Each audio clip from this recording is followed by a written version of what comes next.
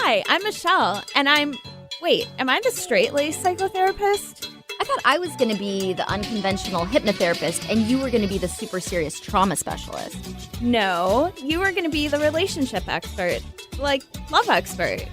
And you're going to be the specialist who guides people with down-to-earth techniques for transmuting trauma? Yeah, that's me. Okay, good. I'll be the love expert. I mean, I am the love expert. I think we have this all sorted out. I'm Laura Richer, founder of Anchor Light Therapy Collective. And I'm Michelle Mooney, a therapist at Anchor Light, and this is Holding Ground. Today and every Monday, we've got a little bit of everything for you. Shall we? Yeah, let's do this. Good morning. Welcome to Holding Ground. My name is Laura Richer, and I am the founder of Anchor Light Therapy Collective in Seattle, Washington. And today I am here with my co-host, Michelle Mooney. She is our resident trauma therapist at Anchor Light. We're live here on 11:50 a.m. Talk Radio, KKNW, but you can stream this show anytime on the KKNW website, our website, anchorlighttherapy.com, or go to all places where you find your favorite podcasts. So good morning, Michelle. How are you doing? I'm great. Thank you. Good morning, Laura. Good morning to our listeners. So today we have a really fun show. We're talking all about all kinds of holiday stress. So everything from how to plan, how to budget, being alone during the holidays, grief during the holidays, and of course, how to manage the stress of the holidays in 2020.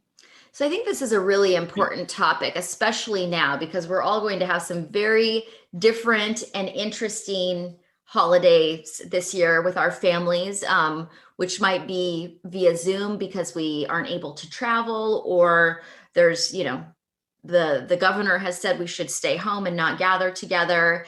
And so that just in and of itself is probably causing a lot of stress for people right now. Exactly. A lot of clients are very upset by it. And, well, we're just going to have, turkey dinner with one another at home. And, it is sad, but it's also, the right thing we can be doing right now. Yeah. And so what we want to talk about today is how to enjoy what is available to us right now. So, of course, this is not the ideal situation. Nobody was hoping to have their Thanksgiving dinner via Zoom. But at the same time, if we can get ourselves in the right mindset, we might be able to still enjoy this holiday. And so the first step to that is to make a conscious decision to open yourself to true well-being and happiness, and look at what there's available to you in this moment. How can you have fun just with your significant other? If this is forced on us that it's going to be different this year and we're just going to be with the people in our household, what would be really nice about having an intimate Thanksgiving dinner with our kids and our partner or whoever we live with? Or, and this is maybe a little more challenging, but what might be really great about just having Thanksgiving dinner by yourself? Yeah, sounds good to me. But yeah, also allowing yourself to feel the full range of emotions that we are probably going to be experiencing this year. So, holidays in general can bring up a lot of different emotions. So you might feel joy, but you might also feel guilt, sadness. Allow yourself to feel all of these emotions without judging yourself or thinking you should be happy or thinking you shouldn't be too happy. Just feel what comes up for you and go with that. Yes, we don't, and the holidays in regular times, and probably especially this year, is an opportunity for a lot of people to experience some negative emotion, just because we have high expectations that sometimes go unmet, or maybe this is a year that's going to be really different because we're grieving, we've lost a loved one, or somehow the situation isn't what we're used to. It's a new normal, maybe like a post-divorce type of situation. But that doesn't mean that we can't still try to have a positive experience. And so psychiatrist Dan Siegel says that by setting your intention, you prime your brain to be ready for positive experiences. So Michelle, can you give our listeners any examples of what that might look like for somebody even if it's not the ideal situation, they're just trying to prime their brain to have a positive experience? Right. So, talking about those emotions again, when we do have those positive emotions, we have to allow ourselves to feel that. And then that way we become more open and sensitive to future positive experiences. So, bringing even more good feelings down the line. So, things like, gratitude, right? So, there are things that we are thankful for these days. It might be harder to uncover those, right? But it can be anything from, I am making my grandma's favorite recipe for mashed potatoes, even though I'm not with her this year. Or I got these great new fuzzy socks that are, super comfortable and, cozy. My children are here, and yes, we can't do the normal activities, but look at their smiling faces. Look how happy they are, right? Just really focusing on the positive as much as we can. Mhm. Yeah, and there is almost always something positive that we can focus on. So I think we get into trouble a little bit when we get really fixated on what isn't there, that what is lacking from a situation. If I was expecting to spend the holidays with my family and now that's not an option, and I only focus my attention on that piece of it, it's going to be very difficult to enjoy myself. Or even thinking about things in terms of like, it doesn't have to be a big deal. That maybe this holiday, I don't have to put a lot of, I don't have to make it the best experience ever, because it's just not, it might just be another day to me, and that's okay too. Right, right. So there are things though, in normal times, we might have more options available to us than we do this year. But just talking about holidays in general, sometimes when people are feeling down, the research shows that doing things like practicing gratitude, like you mentioned, Michelle, or even being able to give to others in some sort of way can really lift our spirits and change our focus off of what maybe we don't have by giving or being of service to somebody else. So whether you can donate to a family, they have different programs about adopting families during the holidays, and giving to somebody who maybe doesn't have the same resources as you do. In regular times, we have the opportunity to volunteer in person, like at soup kitchens or in other capacities at food banks. I don't know what that looks like this year. It might not be as readily available. I actually looked into it because we did want to touch on it for the show. You still can. A lot of places are actually pretty booked up, which is great, but there are still some places that you can search for to volunteer in this capacity this year. I think it's just a lot more limited in the folks that they can serve, and of course, heightened safety precautions, but those options are still there, thankfully. Good. Yeah, and so that's a great way, if you have the ability, if it's safe for you to do so, to be able to get outside of that negative, lacking type mindset and focus your attention on something positive, which could just be helping someone else. And like you said, it's so important. We don't want to just try to have positive intentions and a positive focus that aren't authentic, because that just isn't going to work for somebody where the holidays are really hard because they've lost someone, or just something that's different. Maybe they've gone through a divorce. It's just not realistic that you're going to be super happy about this change. And so looking at something outside of yourself might be a good place to focus your attention to be able to move forward. Yeah.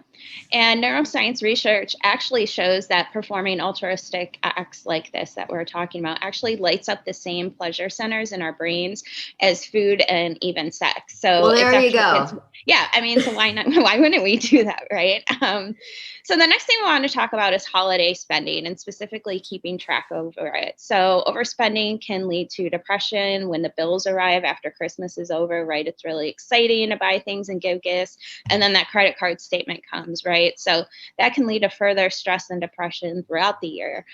So this year especially, try things like homemade gifts or cards. People more than ever experiencing and understanding massive job loss that's going on right now. So just something simple that, it shows your intent. It shows that you really do want to give something without having to spend a lot of money. And then finding holiday activities that are free. And I think this is also important right now because so much is closed down.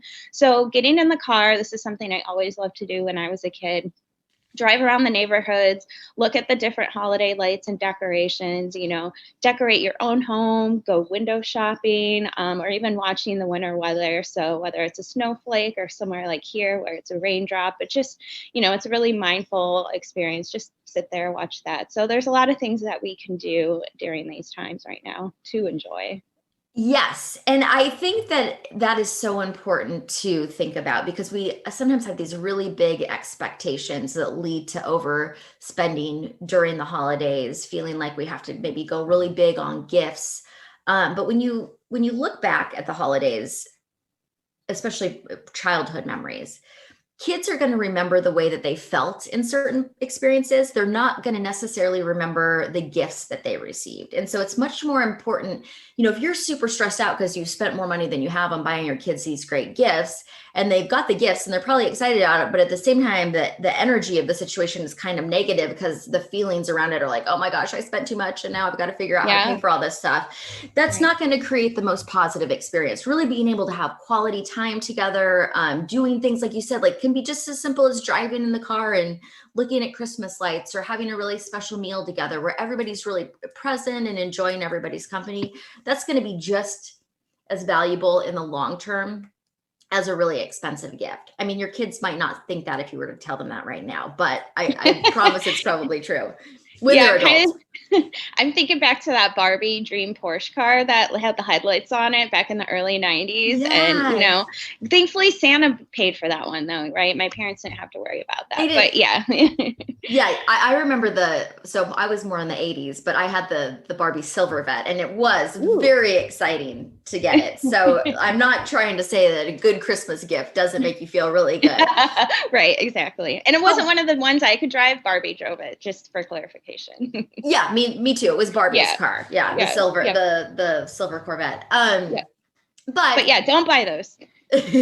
Well, you can if they're accessible to you and it's not, and that's what your kid wants. But if it's something that's overextending you and you're going beyond your resources because you've got an idea that you've got to create something huge for it to be quality, that isn't necessarily good. And your kids, again, are going to really remember the time that you spent being present with them and having a good time. And if you're really stressed out, they're going to feel that. It's not going to be as fun of an experience. And also your family, I'm sure most people feel this way.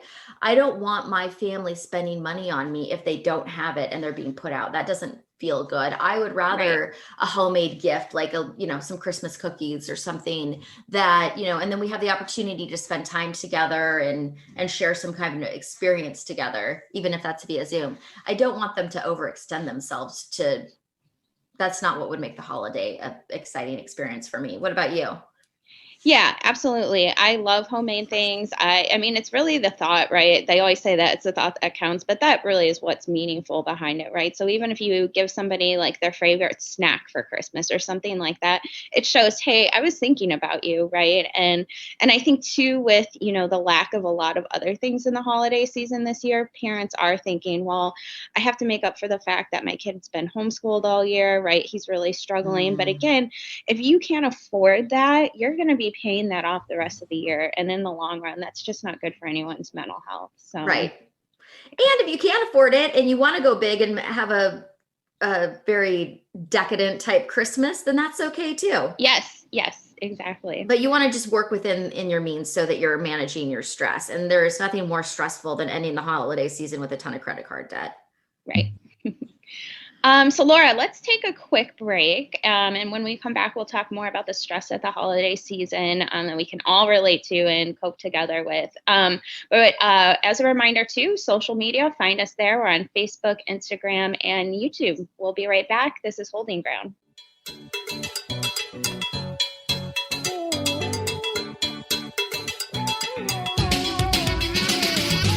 Thanks for tuning into our brand new show, Holding Ground. You can find us here every Monday morning at 9 a.m. I'm Laura Richer, founder of Anchor Light Therapy Collective. And I'm Michelle Mooney, the co-host of Holding Ground, a therapist at Anchor Light Therapy Collective. Our passion, our one big thing in life, above and beyond love, relationships, trauma, addiction, and healing, our specialty is helping others. Every Monday morning at 9 a.m. Find us online at anchorlighttherapy.com. Some people know a good thing when they hear it. Alternative Talk 1150.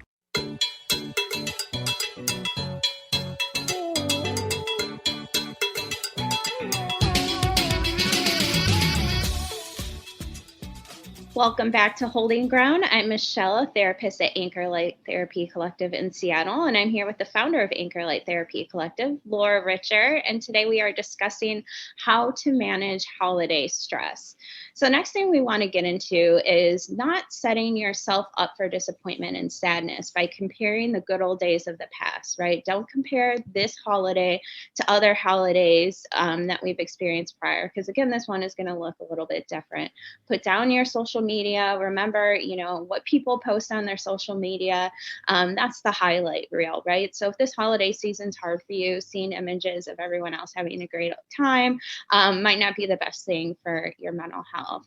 The other thing we want to try to do is practice acceptance. So again, the holidays look different this year, and acceptance doesn't mean we have to like it or agree with it, but accepting where we are and moving forward from there and managing, that path, right? The way things look this year. So this is a little true for everybody this year because we're all dealing with the pandemic and restrictions and probably less likely to see as many people as we would normally do or over the holidays or have our same type of events. But this also can be true any year for people because sometimes we have life events that happen that make things different. As we mentioned in the past segment, maybe you have gone through some sort of breakup or divorce and holidays look very different for you this year. Maybe your kids have gone away and they're not home with you this year and that looks different. And so it can be really easy to go to the past and really with nostalgia, think about all the great times that you've had. And that can be challenging. So like you said, Michelle, this year more than ever, but often that's the case for people on any type of year, that looking to the past can kind of make us feel terrible if for some reason we feel like there's a loss that has happened this year. And so finding a way to focus on what we have available to us now can be really healthy and create a more positive experience.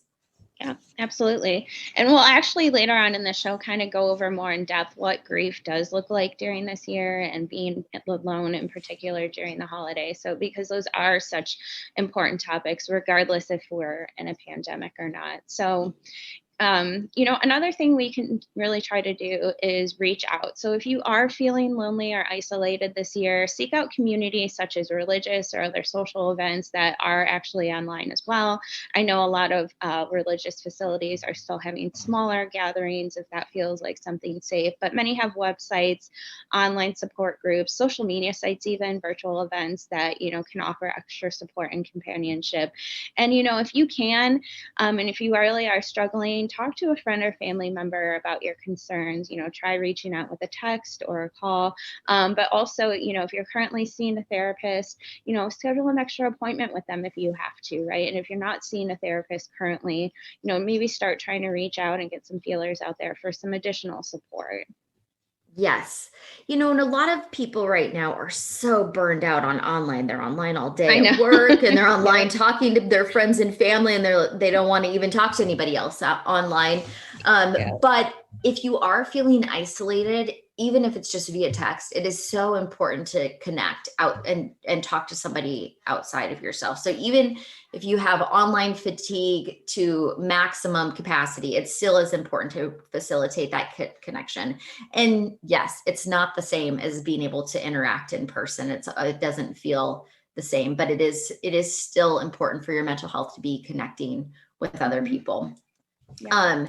And looking at what we have available to us right now is really all we can go back to because it isn't going to be the same. So if online is all we got, we have to focus on that. Okay.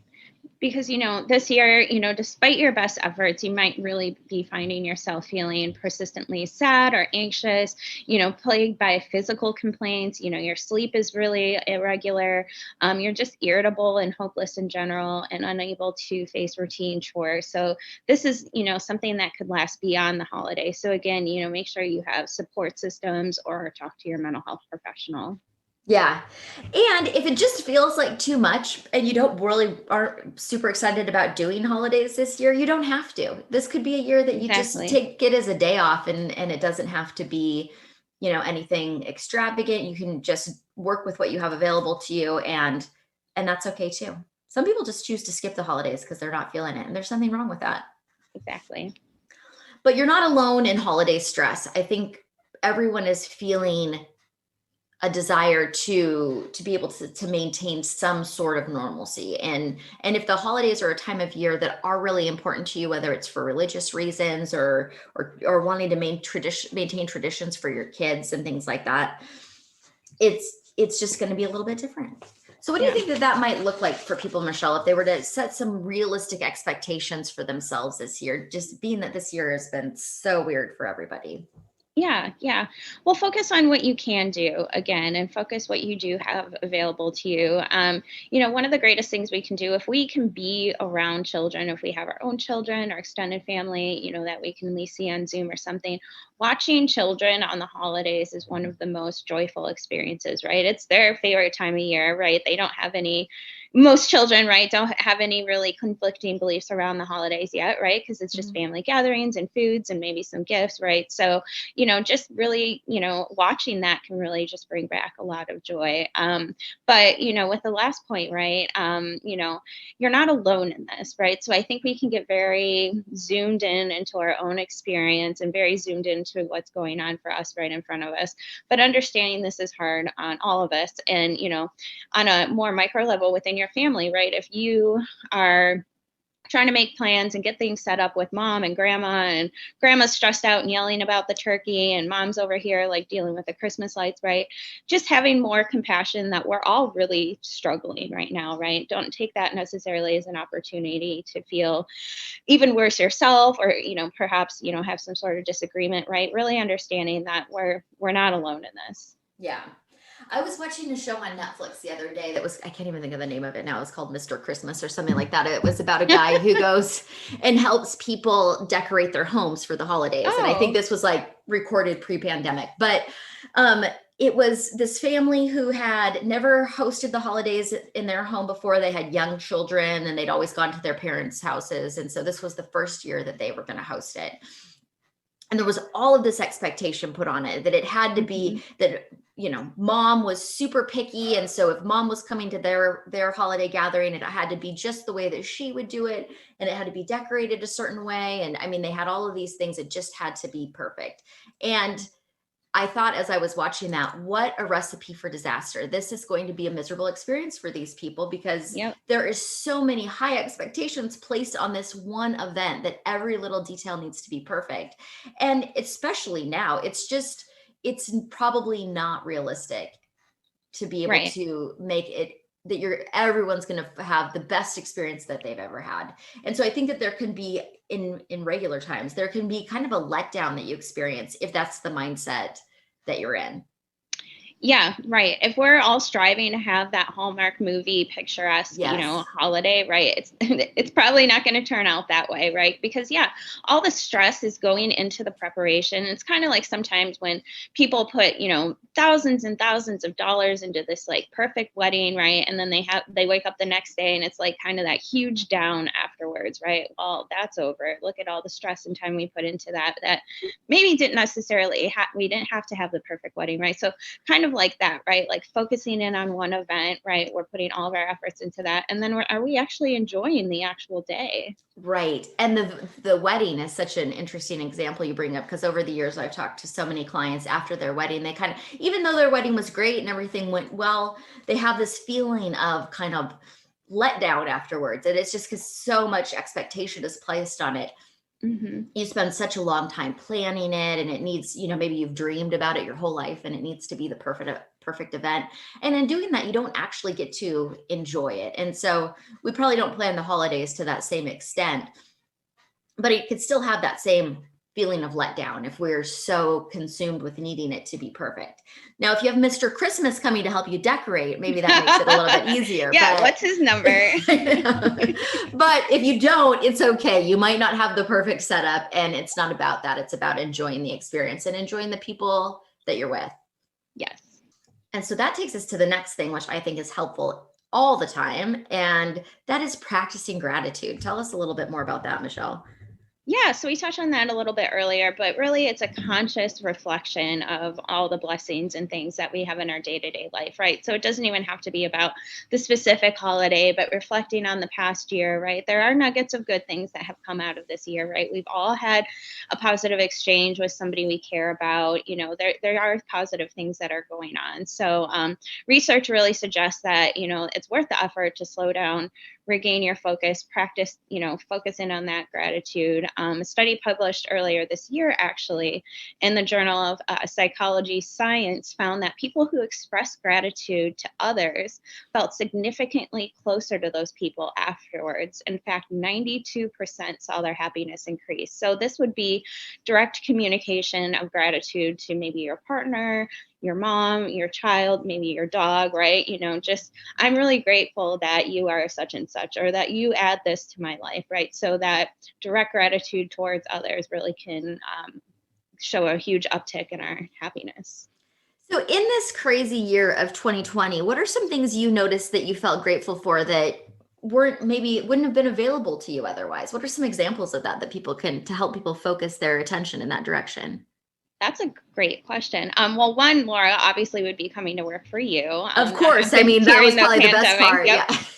And when I was working from home for a while, so we are doing in-person sessions, but also online sessions at Anchor Light. But, just things like getting to be around my animal more. Of course, it's not having to homeschool him, right? So my at-home experience may have looked a little bit different, but right, more things, we had to be forced outside more to go into nature, right? Because it was really one of the only things that we had available to us. And just, getting closer with your quarantine bubble or the people that you are, able to see in a healthy capacity. And I've really strengthened a lot of relationships like over the phone. And I don't really Zoom with my friends because we're all tired of Zoom too, but really reestablishing connections because, there isn't much else that we could have done this year. So, and I've also probably added too much to my plant collection, but yes, that's also something. Yeah.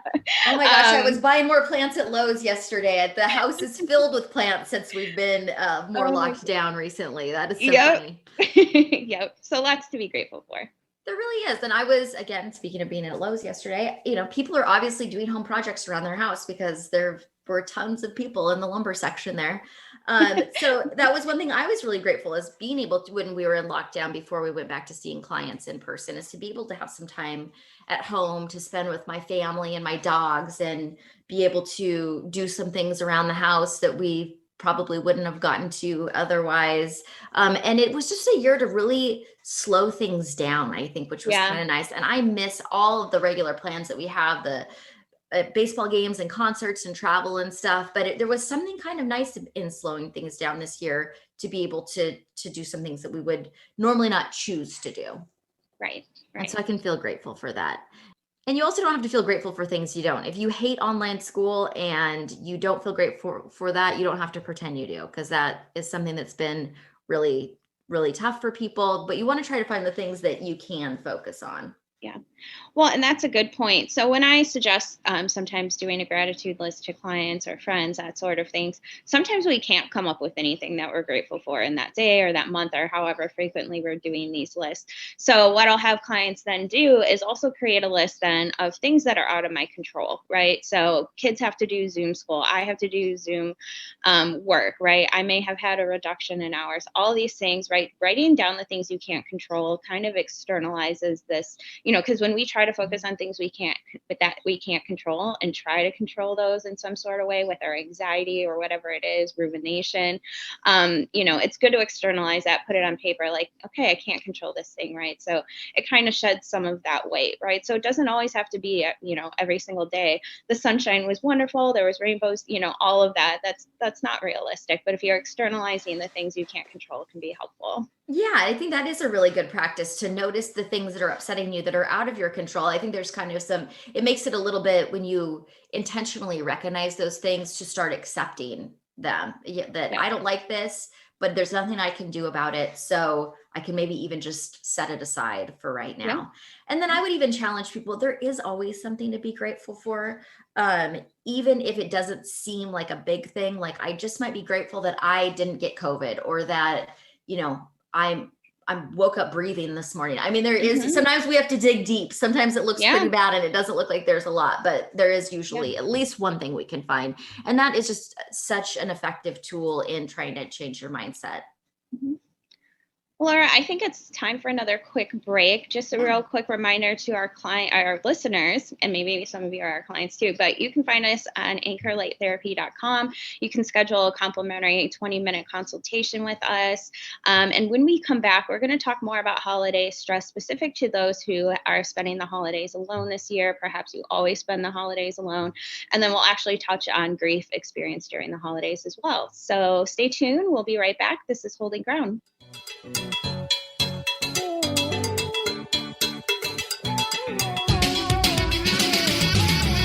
Thanks for tuning into our brand new show, Holding Ground. You can find us here every Monday morning at 9 a.m. I'm Laura Richer, founder of Anchor Light Therapy Collective. And I'm Michelle Mooney, the co-host of Holding Ground, a therapist at Anchor Light Therapy Collective. Our passion, our one big thing in life, above and beyond love, relationships, trauma, addiction, and healing, our specialty is helping others. Every Monday morning at 9 a.m. Find us online at anchorlighttherapy.com. Alternative Talk 1150.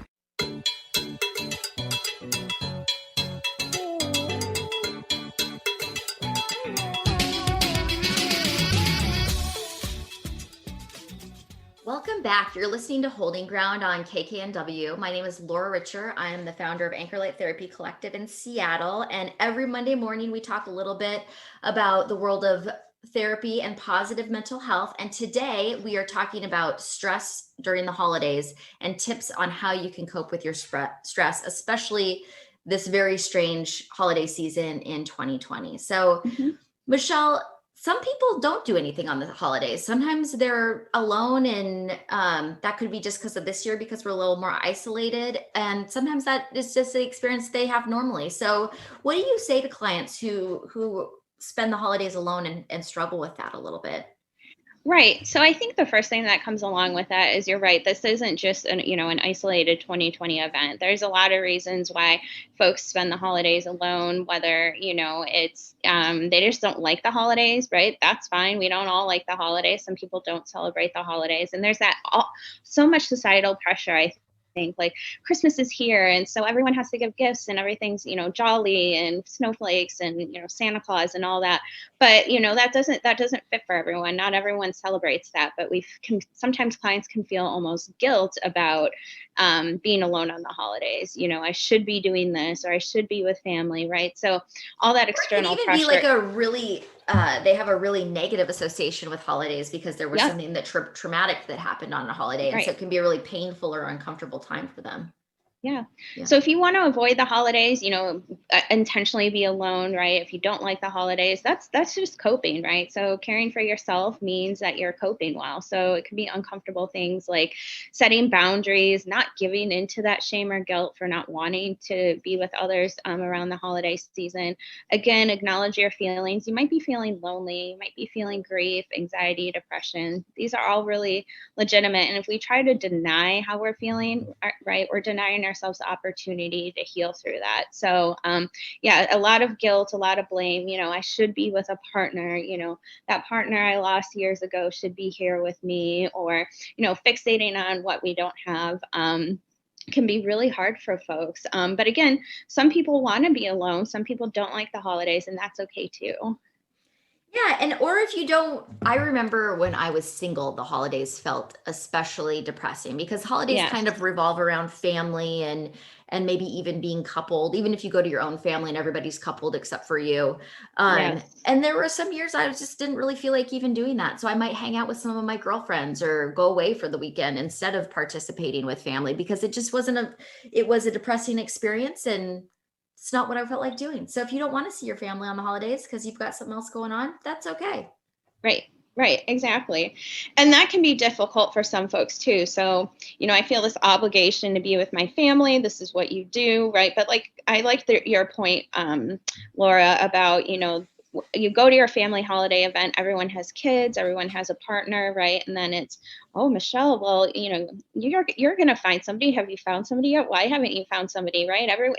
That kind of stuff really can be hard. Why And of haven't you course, found anybody? That is the worst question. You should never ask that to anyone. right. Yeah, you're a good catch. I don't understand. Why Like, doesn't why would anyone like anyone you? want to be with you? Yeah, Yeah. exactly. And it's like, well, I'm putting down my mashed potatoes and leaving because, yeah. So sometimes those things are not going to go well, right? So learning to say no can be really difficult for people. But, if you're saying yes when you should say no, it can really leave you feeling resentful, overwhelmed, obligated. But the truth is, friends, family, colleagues, they will understand if you can't participate in every single project, every single activities.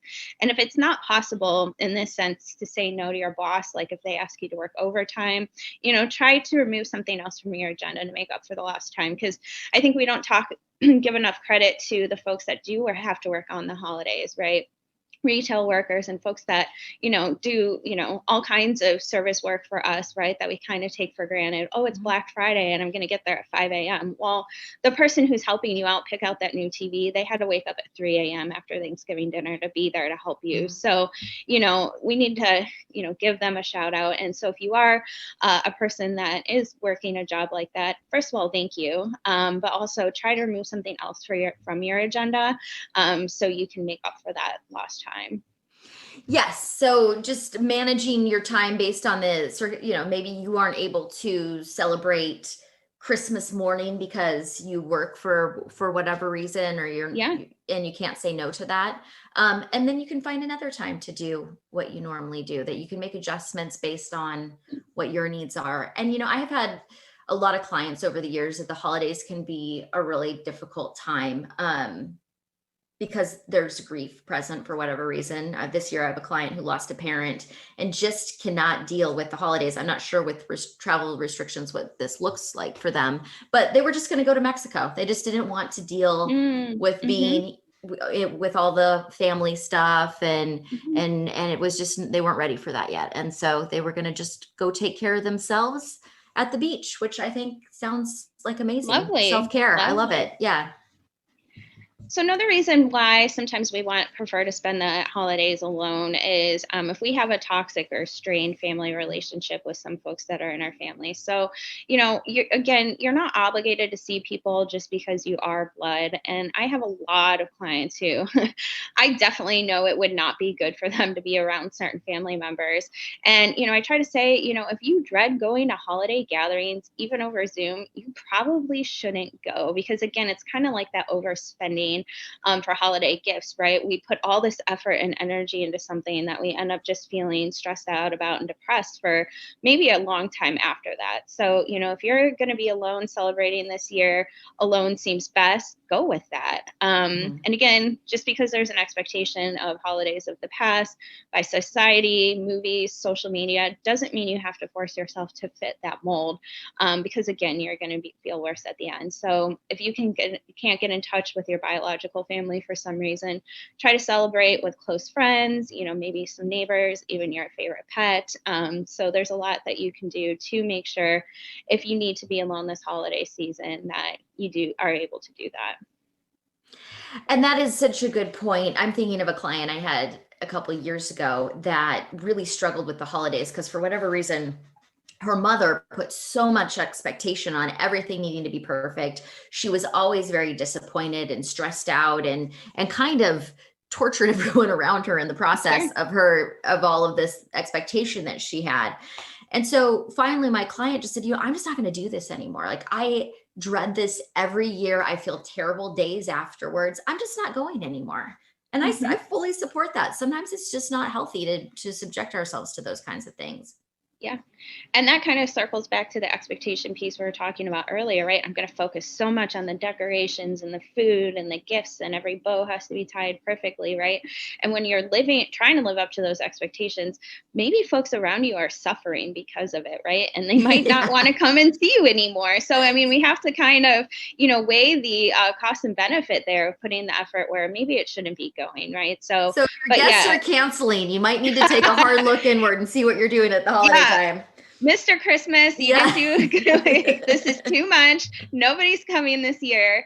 But yeah, I mean, and there's obviously all other kinds of reasons why maybe, you shouldn't be around certain people for the holidays. And again, that expectation and that pressure, it can be so huge. But if you can try not to give into it, if it's better for you, then just don't do it. Don't go. And not to villainize the people who have a lot of expectation around the holidays, because there's usually a lot tied into that. Maybe they just really maybe they had bad holidays when they were kids, and they really want their kid to have the experience that they didn't have, or there can be all kinds of different reasons why someone is really tied to creating the perfect experience. But if you find you're not enjoying doing that, and it's, if you are a Martha Stewart type that just really shines during the holiday season, creating experiences for people, and you love doing that, great. But if you find that it's creating tension and stress, then there's probably something to look at that needs to be adjusted there. Mm-hmm. So it's okay to not hang out with your family on the holidays if it's not healthy for you or for them, or there's a good reason why you can't travel to see them is a good reason. There's all kinds of reasons why being with family is not the best choice over the holidays. So what could you do instead if you can't hang out with your family? So, we talked a little bit earlier about some activities that maybe you can do. So let's say you like the holidays, right? So maybe we all have that kind of favorite holiday movie on Lifetime or the Hallmark Channel. Again, those might set high expectations, but, cozy up, watch something like that. Make your favorite meal if that's, how grandma used to cook dinner, or if it's how, your favorite pizza place that might be open, right? If you're not going to focus on the holidays at all, right, do something that would normally bring you joy. So maybe that's, listening to or creating music or art, going for a walk. A lot of people go on do things like a Christmas hike or a Thanksgiving Day hike or something like that, where they're out in nature. They're not having the traditional holiday experience. So those are just some things that you can do if you do want to celebrate, but you're going to not be doing it with many or any other people. Yeah. Or, choose who you want to spend your time with. Some people have their chosen family, maybe your neighbors or your good friends or the people that you actually want to spend time with. And it's okay to choose to spend your holidays with them. Yep.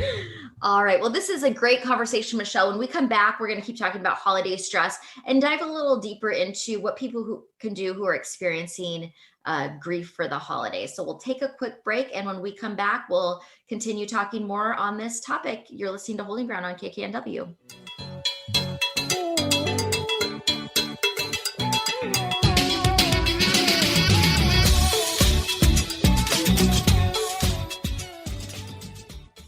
Thanks for tuning into our brand new show, Holding Ground. You can find us here every Monday morning at 9 a.m. I'm Laura Richer, founder of Anchor Light Therapy Collective. And I'm Michelle Mooney, the co-host of Holding Ground, a therapist at Anchor Light Therapy Collective.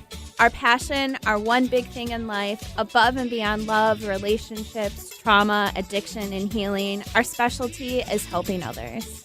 Every Monday morning at 9 a.m. Find us online at anchorlighttherapy.com. Alternative Talk 1150, online at 1150kknw.com.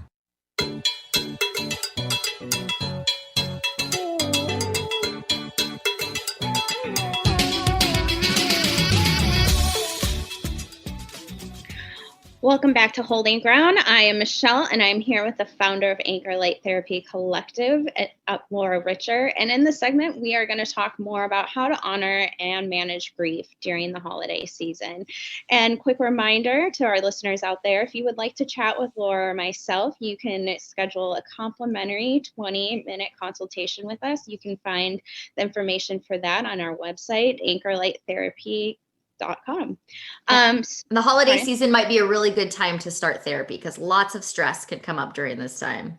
Yes. It's a gift that keeps on giving. Yeah. So give that to yourself. So, so diving into grief, right? So the holidays are, a time that are spent with our loved ones. This has really been imprinted on our psyche from a very young age.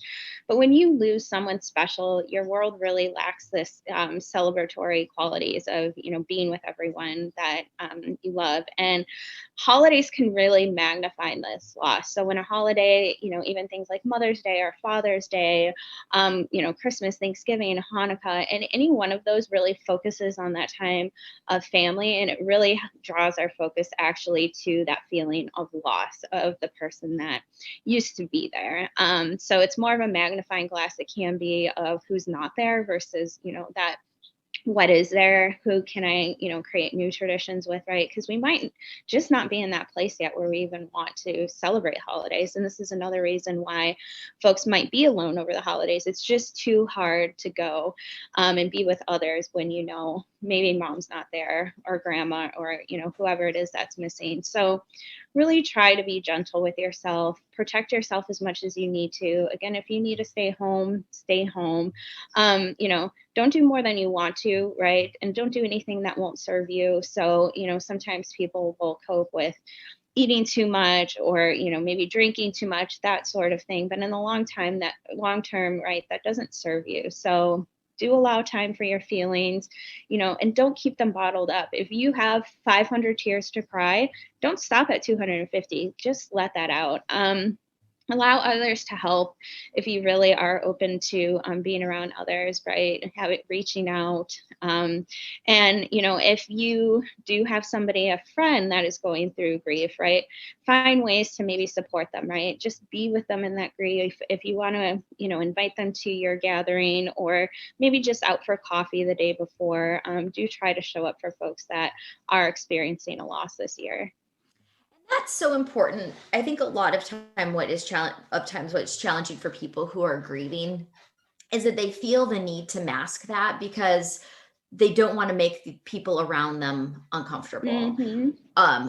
Or the other people around them will let them know they're uncomfortable by saying things that are never helpful, like, oh, well, at least they're not suffering anymore, or at least you had them for the time you had them, if we're dealing with a death, or if it's a divorce, well, you'll find somebody better. None of that is helpful to a person who is experiencing a sense of pain related to a loss. And what we know, the research around grief shows that it's not necessarily time that heals the pain associated with grief.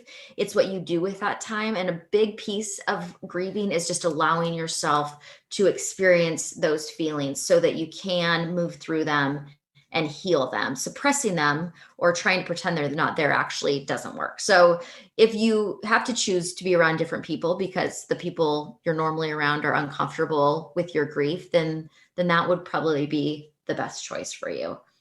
Yeah, absolutely.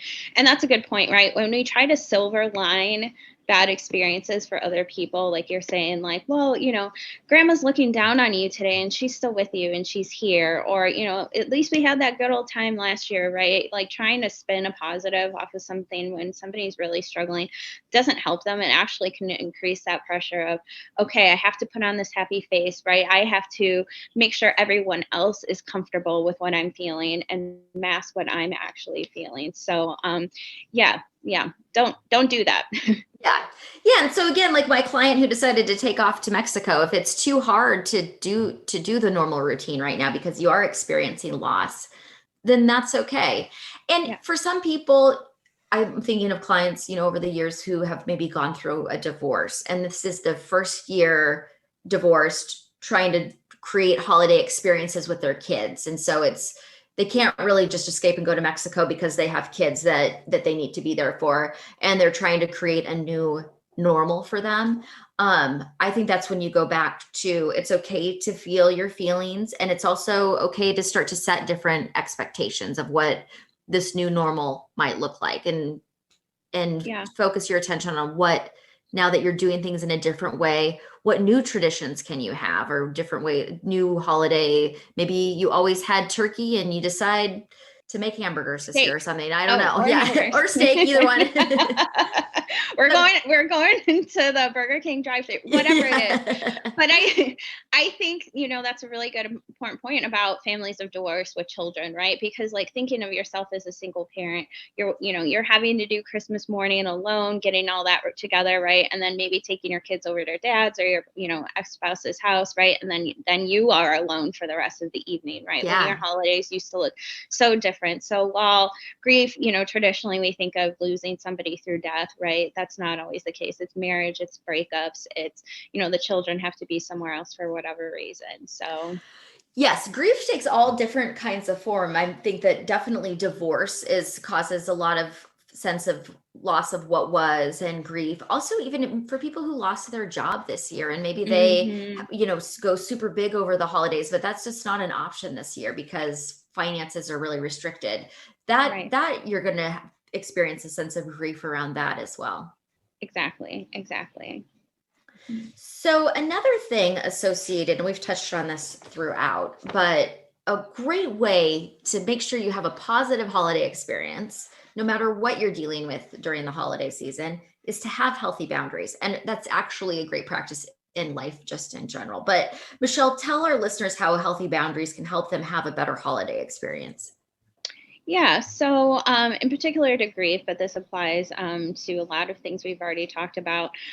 Let's say you're having that huge family gathering, or you always go to this huge tree lighting ceremony with people at work, or you do like the white elephant celebration with maybe your coworkers, whatever it is. Trying to say, what, this year I can't participate, right? Because anything that brings up the thought of a holiday might really just be a trigger of what's missing. So if it's a relationship, or children are visiting, their father or mother on the other side of the country, things like that, you can step back from if that's not going to be the healthiest experience for you, the most joyful experience, right? So these things that really can remind us of the holidays, which leads to, reminders of maybe who we lost or what we've lost, right? Saying no to things, right? Which can be hard because again, there's that expectation, right? Well, it's the holidays, you're supposed to participate and, you can say no. You can. And sometimes something that's even tougher, and I think we'll just end on this note because I know that probably almost all of us struggle with this during the holidays, is setting boundaries for yourself. So it can be very tempting to overeat, overdrink, overindulge in any sort of way, overspend. And so checking in with ourselves and what would be good boundaries to set for ourselves can be really helpful so you don't have that horrible holiday hangover come the new year. Yep. And one last thing I would like to say about grief is, so say you lose a parent, right? But you have children, right? They've lost their grandmother. So, focusing too on children are grieving too this year if somebody was lost, or even, their school experience and their friends, right? All of those things could be lost to them this year. So also keep, focusing on children and being there for the children who are also experiencing a loss this holiday season. Well, that is all the time that we have for today. I hope that all of our listeners and everyone has an amazing holiday season this year and has the opportunity to focus on creating a positive experience and take really good care of themselves. Thanks for joining us today. We are here every Monday on KKNW. And Michelle, where else can they find us? You can find us everywhere. So Facebook, Instagram, YouTube, of course, again, our website. So definitely check us out. And next week, we'll have another exciting show for you. We're actually going to answer all the questions you've ever wanted to ask your therapist, but we're afraid to ask. So be sure to tune in next week. Thank you for listening to Holding Ground. Thanks for tuning in to Holding Ground. You can find us here every Monday morning at 9 a.m. I'm Laura Richer, owner of Anchor Light Therapy Collective. And I'm Michelle Mooney, a therapist at Anchor Light Therapy Collective. Find us online at anchorlighttherapy.com. We'll see you next week.